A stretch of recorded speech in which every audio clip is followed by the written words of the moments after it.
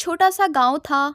कुछ दिनों वहां पर एक चुड़ैल आकर रहने लगी। वो चुड़ैल रोज रात को किसी ना किसी को अपना शिकार बना लेती और जैसे ही सुबह होती वो चुड़ैल एक औरत में बदल जाती। एक दिन की बात है, चुड़ैल रात को अपने शिकार की तलाश कर रही थी। तभी उसको एक आदमी दिखाई दिया। अरे वाह, शिकार खुद मेरे पास चल कर आ रहा है। उस आदमी को पता नहीं था कि चुड़ैल उसको दूर से देख रही है। जैसे ही वो आदमी उस चुड़ैल के नजदीक पहुंचता है, चुड़ैल, अरे भागो रे भागो, चुड़ैल आ गई रे। अरे भागता किधर है?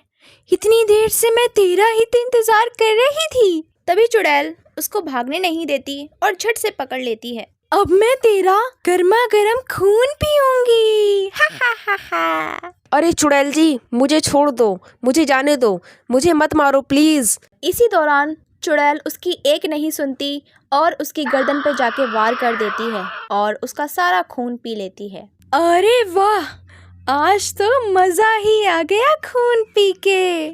खून पीने के बाद चुड़ैल चांद की तरफ देखती है और उससे शक्ति लेने लगती है। ये चांदनी तो मेरी शक्ति का राज है। इससे पहले कि मुझे यहाँ पर कोई देखे, मुझे यहाँ से चले जाना चाहिए। फिर जैसे ही सुबह होती है, चुड़ैल एक आम इंसान में बदल जाती है।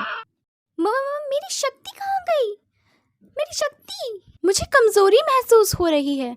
जब तक मैं चांद के सामने रहूंगी तब तक मुझे शक्ति मिलती रहेगी और चांद के जाते ही मेरी शक्तियां भी चली जाएंगी। फिर शाम होते ही गांव वालों को उस आदमी की लाश दिखाई देती है। अरे रे रे, किसने मारा होगा इसे इतनी बेरहमी से? देखो तो। चुड़ैल भी वहां पर खड़े होकर गांव वाले की बातें सुन रही थी। इन्हें क्या पता कि इस आदमी को मैंने ही मारा है। वो चुड़ैल उसी गांव में एक झोपड़ी के नीचे रहती थी। वो दिन में आम इंसानों की तरह रहती थी और दिन में किसी को नुकसान भी नहीं पहुंचाती थी। वो रात में अपने असली रूप में आ जाती और चांदनी रात में अपना शिकार ढूंढती। एक दिन की बात है, चुड़ैल बहुत ज़्यादा कमज़ोरी महसूस कर रही थी। पता नहीं ये चांद कब निकलेगा जिससे मेरी शक्ति और बढ़ जाए। फिर कुछ ही देर में चांद निकल जाता है और चुड़ैल अपना शिकार ढूंढने लग जाती है। तभी वो देखती है कि सामने से एक आदमी आ रहा है और वो कहती है, लो, तू शिकार ढूंढ रही थी और शिकार खुद तेरे पास चलकर आ रहा है। तभी चुड़ैल उसके पास जाकर और अपने नाखून उसकी गर्दन में घुसाकर उसका खून पी लेती है।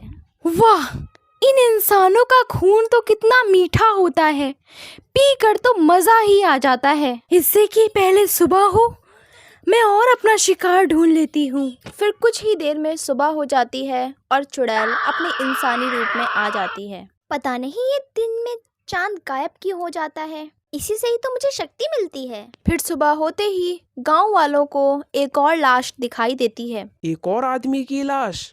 समझ नहीं आ रहा कि इनको रात में मार कौन देता है। रोज ना रोज कोई ना कोई तो मर ही जाता है। फिर एक और गांववासी कहता है, मुझे तो लगता है कि चुड़ैल का वास है इस गांव में। हाँ, तुम सही कह रहे हो यार। फिर वो आपस में बात करने लग जाते हैं। अब से हम सबको सावधान रहना पड़ेगा, वरना हम सब में जिंदा कोई नहीं बचेगा। अब हम रात में कभी भी अकेले बाहर नहीं निकलेंगे, वरना हम सब मारे जाएंगे। अगर ये लोग रात में बाहर नहीं निकलेंगे तो मैं इनका शिकार कैसे करूंगी? मैं तो सिर्फ रात में ही इनका शिकार कर सकती हूँ। अगर ये लोग रात में बाहर नहीं निकलेंगे तो मेरा क्या होगा? मैं तो मर जाऊंगी। फिर अमावस की रात आ जाती है और चुड़ैल अपने असली रूप में आ जाती है, लेकिन आज उसको चांद दिखाई नहीं देता तो उसकी वजह से वो बिलबिला जाती है। न जाने ये चांद अमावस वाले दिन कहाँ चला जाता है। चांद चांद चांद, मुझे चांद चाहिए। फिर जैसे ही सुबह होती है, चुड़ैल अपने इंसानी रूप में बदल जाती है। मुझे तो बहुत कमज़ोरी महसूस हो रही है, ऐसा रहा तो मैं मर जाऊंगी। चुड़ैल पूरा दिन तड़पती रहती है और इधर उधर मंडराती रहती है। फिर जैसे ही रात होती, चुड़ैल आसमान की तरफ देखती। ये चांद भी न जाने कहाँ मर गया। अगर ऐसा रहा तो मेरी बची कुची भी शक्तियाँ खत्म हो जाएंगी। तभी उसके मन में एक विचार आता है और वो कहती है, हाँ, क्यों ना मैं चांद को ही चुरा लूं। अगर मैं चांद को चुरा लूंगी तो चांद मेरे पास हमेशा के लिए रहेगा और मेरी शक्तियां भी कभी कम नहीं होंगी।